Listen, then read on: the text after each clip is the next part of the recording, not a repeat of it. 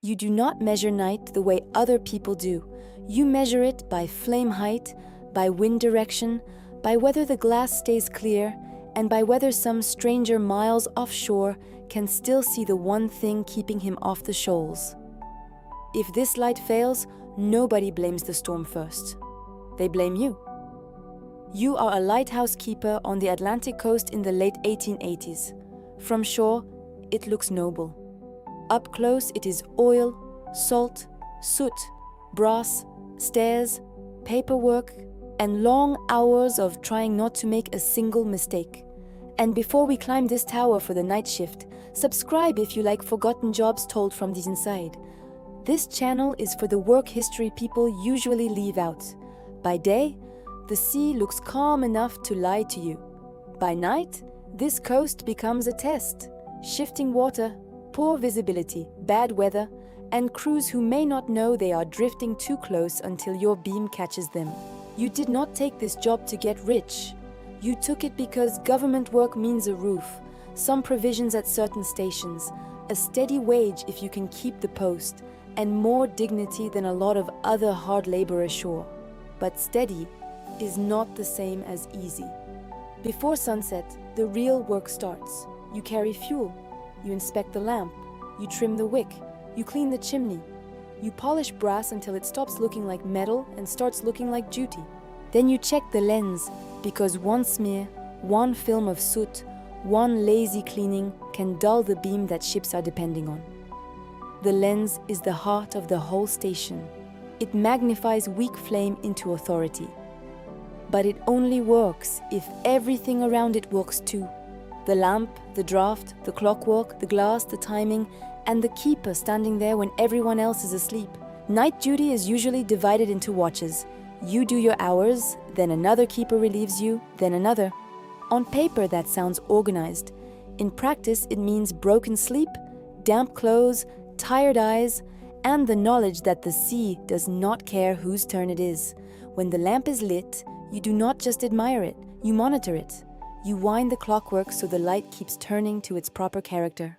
You watch for smoke, you watch the weather, you watch the horizon. And if fog starts coming in, your entire night changes. Because the beam is not enough in bad visibility. A lighthouse is not just a light. At many stations, it is also sound. Bell, whistle, or signal.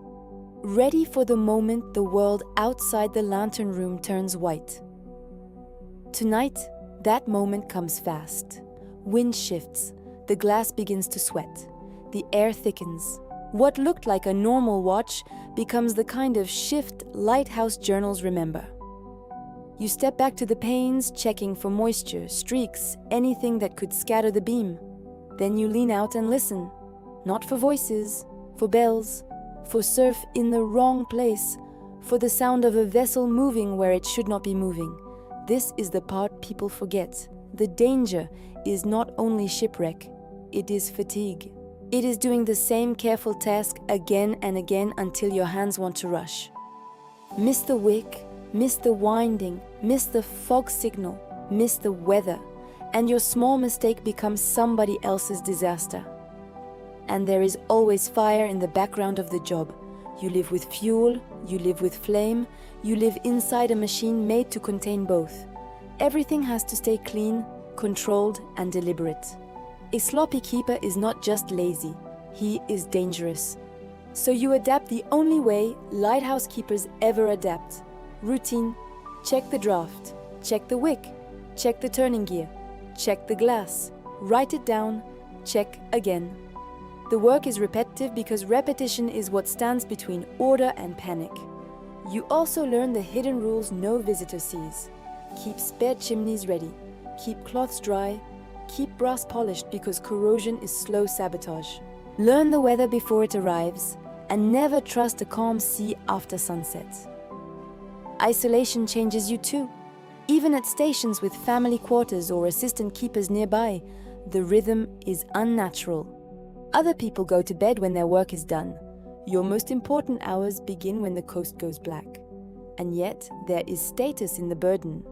You are trusted with a government instrument, stores, records, and lives you will never meet. Official instructions are strict for a reason. Journals must be kept, supplies accounted for, the premises kept in order, the service done exactly. This is discipline disguised as solitude. By midnight, the fog is thick enough to erase distance. The beam still turns, but now it feels less like guidance and more like argument. You are throwing light into a wall and hoping someone beyond it still believes you are there. Then comes the sound you hate most. Not a crash, not yet, but the suggestion of one. A bell where no bell should be. Maybe a ship feeling for position. Maybe a crew too close to the wrong water. You cannot sail out and save them from the tower. Your job is smaller and crueler. Keep the station perfect. So you do the work again. Trim, wipe, wind, listen, signal, record. You become less a man than a system of motions. That is how dangerous jobs survive history. Not through heroics most nights, but through ordinary competence repeated until dawn. What history forgets is that lighthouse keeping sits inside a larger machine. Governments fund the station because wrecks cost money. Merchants want cargo moving. Insurers want fewer losses. Mariners want reliable signals. The beautiful tower exists because trade needs disciplined labor in the ugliest weather. That is also why the technology keeps changing.